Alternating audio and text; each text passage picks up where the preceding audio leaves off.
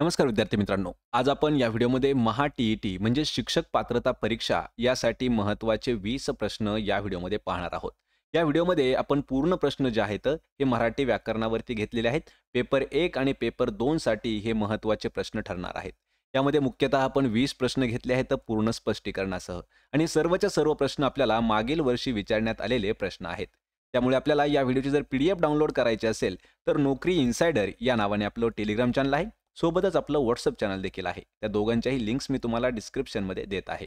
आणि मित्रांनो चॅनलवरती जर नवीन असाल तर लगेच आपल्या नोकरी इनसाइडर यूट्यूब चॅनलला सबस्क्राईब करून ठेवा. म्हणजे आपल्याला डेली अशाच पद्धतीचे व्हिडिओज पाहायला मिळतील. चला तर व्हिडिओला सुरुवात करूया. तर पहा आपला प्रश्न पहिला आहे. ज्या समासातील पहिले पद संख्या विशेषण असते व त्यावरून समुच्चयाला अर्थ दाखवला जातो त्याला काय म्हणतात? या ठिकाणी आपल्याला सरळ सरळ एक व्याख्या विचारलेली आहे आणि मराठी व्याकरणामध्ये व्याख्या ह्या भरपूर वेळा विचारण्यात आलेल्या आहेत. या ठिकाणी आपल्याला समासाचा विचारला आहे. लक्षात ठेवा. ज्या समासातील पहिलं पद कसं असतं? संख्या विशेषण असतं व त्यावरून एखाद्या समुच्चयाला अर्थ प्रदान होतो किंवा अर्थ दाखवला जातो त्याला कोणता समास म्हणतात? तर त्याला म्हटलं जातं द्विगु समास. पर्याय क्रमांक 4 आपलं या ठिकाणी योग्य उत्तर होणार आहे. पहा द्विगु समासाची फोड कशी होऊ शकते? संख्या अधिक नाम म्हणजेच त्यांचा समूह म्हणजेच तो झाला द्विगु समूह. उदाहरणार्थ त्रिमुख. त्रिमुख म्हणजे काय? तर 3 मुखांचा समूह म्हणजे त्रिमुख. सप्ताह म्हणजे काय? 7 दिवसांचा समूह म्हणजे सप्ताह. आणि आपल्याला अशा पद्धतीचे जे आहेत पहा नवरत्न वगैरे हे जे शब्द आहेत हे द्विगु समासामध्ये येतात. पर्याय 4 आपलं उत्तर होईल.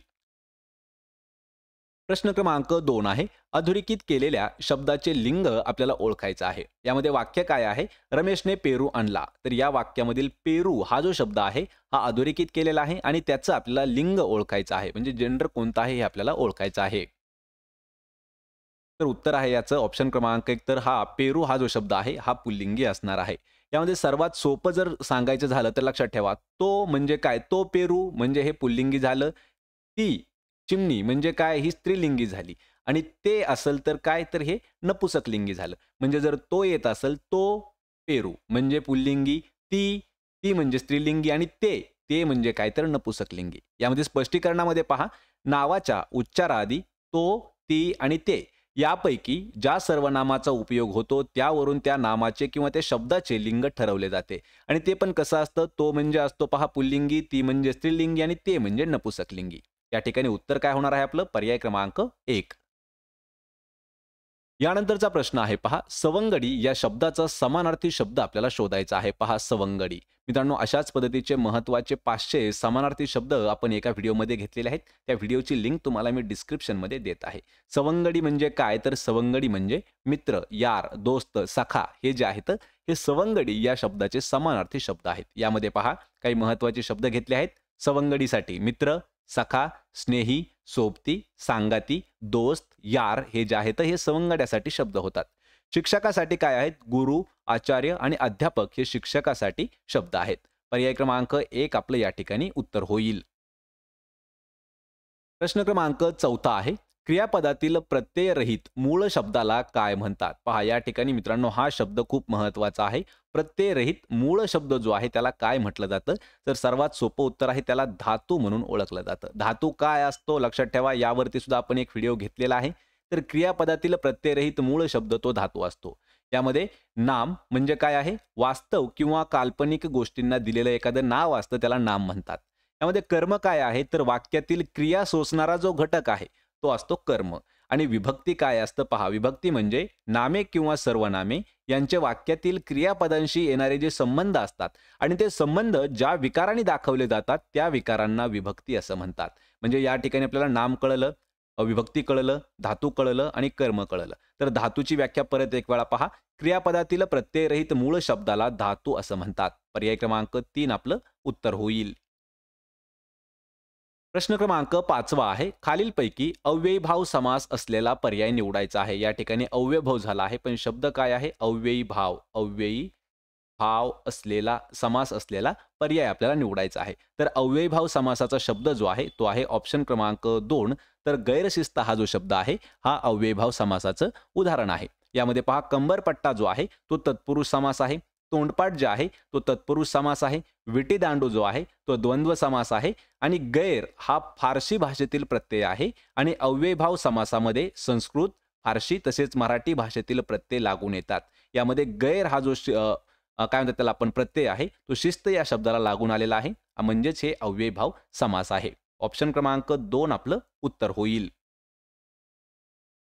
प्रश्न क्रमांक 6 आहे. जगदीश्वर या शब्दाचा खालीलपैकी योग्य संधी विग्रह आपल्याला ओळखायचा आहे. जगदीश्वर या शब्दाचा संधी विग्रह. मित्रांनो, संधी विग्रह हा जो घटक आहे ना, तर हा आपल्याला मराठी व्याकरण यामध्ये पोलीस भरतीसाठी सुद्धा खूप वेळा विचारण्यात आलेला आहे. जगदीश्वर म्हणजे काय? जगत अधिक ईश्वर, म्हणजेच पर्याय क्रमांक 3 आपलं या ठिकाणी योग्य उत्तर होणार आहे. ऑप्शन क्रमांक 3.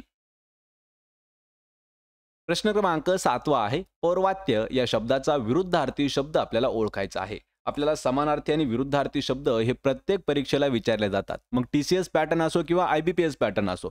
पण टी-सी-एस पॅटर्नमध्ये आणि आय-बी-पी-एस पॅटर्नमध्ये समानार्थी, विरुद्धार्थी हे जे सोपे-सोपे प्रश्न असतात, यावरती जास्त भर दिलेले असते. त्यातील हा एक शब्द आहे पहा, पौर्वात्य. या शब्दाचा विरुद्धार्थी शब्द काय होणार आहे? पौर्वात्य विरुद्धार्थी शब्द पाश्चात्य. ऑप्शन क्रमांक 1 आपलं या ठिकाणी योग्य उत्तर होईल. यामध्ये अजून काही आपण महत्त्वाचे विरुद्धार्थी शब्द पाहूया. पौर्वात्य विरुद्धार्थी शब्द पाश्चात्य. अभिमान, दुरभिमान. अर्वाचीन, प्राचीन. अव्यक्त, व्यक्त. आवृत्त, अनावृत्त. हे जे आहेत हे महत्त्वाचे विरुद्धार्थी शब्द आहेत.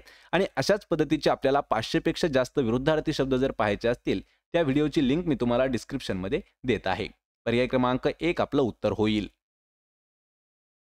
प्रश्न क्रमांक 8 आहे. पुढील शब्दसमूहासाठी योग्य शब्द निवडायचा आहे. शब्दसमूह काय आहे? कष्ट करून जीवन जगणारे याला काय म्हणतात? हा शब्दसमूह आहे. आणि कष्ट करून जे जीवन जगतात तर त्याला म्हटलं जातं श्रमजीवी. ऑप्शन क्रमांक 4 आपलं या प्रश्नाचं योग्य उत्तर होणार आहे. यामध्ये पहा, गरीब जे आहे, गरीब म्हणजे काय? निर्धन, ज्याच्याकडे पैसा नसलेला तो असतो गरीब किंवा त्याला रंक देखील म्हणतात. आणि शोषित म्हणजे काय? तर अत्याचार झालेला पण कोणालाही न सांगणारा त्याला म्हणतात शोषित. पर्याय क्रमांक 4 आपलं उत्तर काय असणार आहे? कष्ट करून जीवन जगणारे श्रमजीवी. प्रश्न क्रमांक 9 आहे. वारकरी संप्रदायातील कोणत्या संतांचे वास्तव्य पैठण या ठिकाणी होते? आपण एका व्हिडिओमध्ये जे काही महत्त्वाचे आपल्या महाराष्ट्रातील संत आहेत, संत आणि त्यांचं वास्तव्य यावरती सुद्धा आपण काही महत्त्वाचे शॉर्ट्स व्हिडिओ घेतले होते. त्यातील असे कोणते संत आहेत तर त्यांचं वास्तव्य पैठण या ठिकाणी होतं? तर या प्रश्नाचं उत्तर आहे पर्याय क्रमांक 1. तर संत एकनाथ हे जे आहेत हे पैठणचे राहणारे होते. पहा, संत एकनाथ पैठणचे राहणारे. संत तुकाराम देहू. संत जनाबाई गंगाखेड. संत कान्होपात्रा मंगळवेढा. संत ज्ञानेश्वर आपेगाव. संत नामदेव नरसी आणि संत रामदास स्वामी हे जांब या ठिकाणचे होते. तर याविषयी हा एक प्रश्न लक्षात ठेवा. संत रामदास स्वामी यांचं वास्तव्य जांब हे ठिकाण आहे.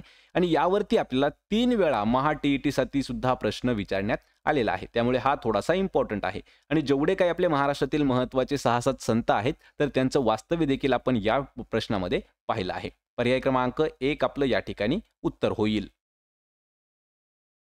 प्रश्न क्रमांक 10 आहे. व्यवहाराचा काळा घोडा हा प्रसिद्ध कविता संग्रह खालीलपैकी कोणत्या कवीने लिहिलेला आहे? आपल्याला महत्त्वाचे कविता संग्रह विचारले जातात.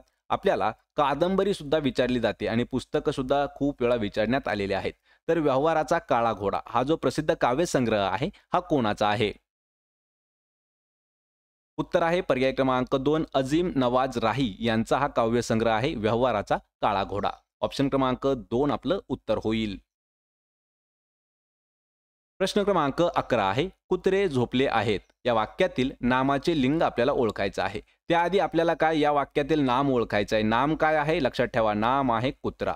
तर या ठिकाणी कुत्रे झोपले आहेत म्हणजे काय म्हणू शकतो आपण?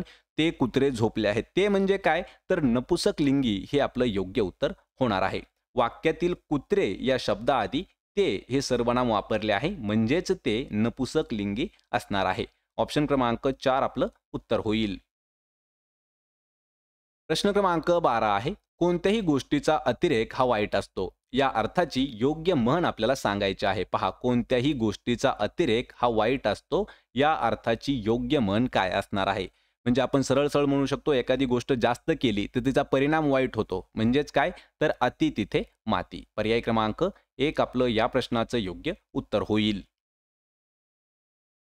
प्रश्न क्रमांक 13 आहे. खाली विरुद्धार्थी शब्दांच्या जोड्या दिलेल्या आहेत. त्यातील चुकीचा पर्याय आपल्याला सांगायचा आहे. म्हणजे या ठिकाणी 4 जोड्या आहेत विरुद्धार्थी शब्दाच्या. त्यातील चुकीची जोडी कोणती आहे? मित्रांनो लक्षात ठेवायचं विरुद्धार्थी शब्दाची चुकीची जोडी जी आहे ती आहे ऑप्शन क्रमांक 1 गाव आणि ग्राम हे आपलं योग्य उत्तर आहे. पण ही विरुद्धार्थी शब्दाची जोडी नाही. गाव आणि ग्राम हे समानार्थी शब्द आहेत. जर आपल्याला विरुद्धार्थी शब्द पाहायचे असतील तर गाव आणि शहर असा जर जोडी असते तर हे विरुद्धार्थी शब्द झाले असते. यामध्ये तात्काळ आणि धीमेपणा ही देखील विरुद्धार्थी शब्दाची जोडी आहे. गारठा आणि उष्मा ही देखील विरुद्धार्थी शब्दाची जोडी आहे.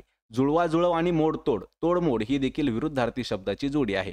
पण गाव आणि ग्राम ही जी आहे ही समानार्थी शब्दाची जोडी आहे. म्हणजे पर्याय क्रमांक 1 आपलं या ठिकाणी उत्तर होईल.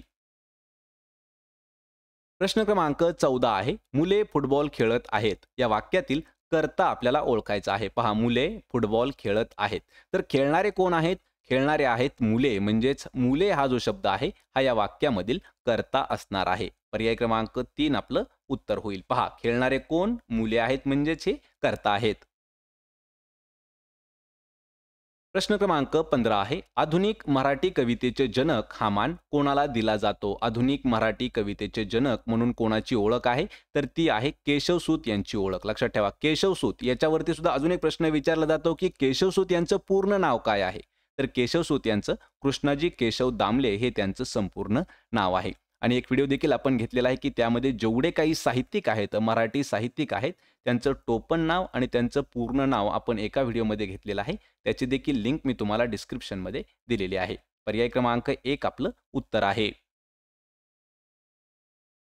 प्रश्न क्रमांक 16 आहे. तंद्री लागणे या वाक्प्रचाराचा योग्य अर्थ आपल्याला सांगायचा आहे. पहा तंद्री लागणे या वाक्प्रचाराचा अर्थ काय होतो? आपण म्हणतो तंद्री लागली. तंद्री लागली म्हणजे काय? तर एकदम गाढ झोप येणे म्हणजेच तंद्री लागणे. पर्याय क्रमांक 1 आपलं या ठिकाणी उत्तर आहे.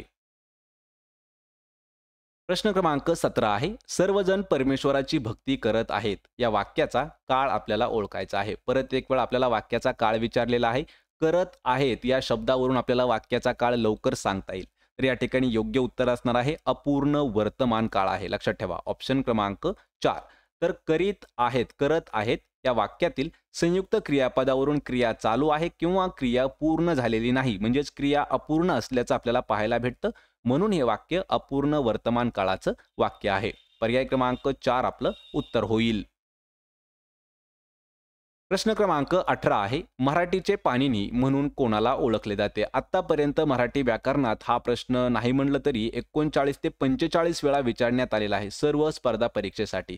मराठीचे पाणिनी म्हणून कोणाला ओळखलं जातं? मराठीचे पाणिनी हे आहेत दादोबा तरखडकर. ऑप्शन क्रमांक 2 आपलं या प्रश्नाचं योग्य उत्तर होणार आहे. पहा मराठीचे पाणिनी दादोबा तरखडकर. आणि मराठीतील पहिले नियतकालिक दर्पण याचे संस्थापक बाळशास्त्री जांभेकर आहेत. ऑप्शन 2 आपलं उत्तर होईल.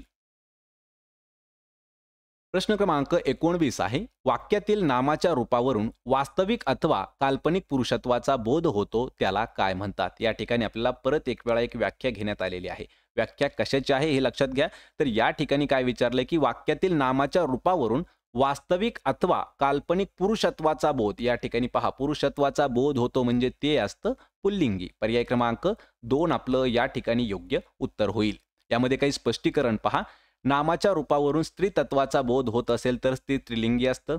जर स्त्रीसत्वाचा आणि पुरुषत्वाचा बोध वाक्यातील नामाच्या रूपावरून होत नसेल तर ते नपुसकलिंगी असतं. नपुसकलिंगी म्हणजे काय? की ज्या वाक्यामध्ये स्त्रीतत्व आणि पुरुषत्व यांचा बोध होत नाही ते असतं पहा नपुसकलिंगी. आणि जी नामे दोन्ही लिंगात मोडतात त्यांना म्हटलं जातं उभयलिंगी. पर्याय क्रमांक 2 आपलं उत्तर होईल.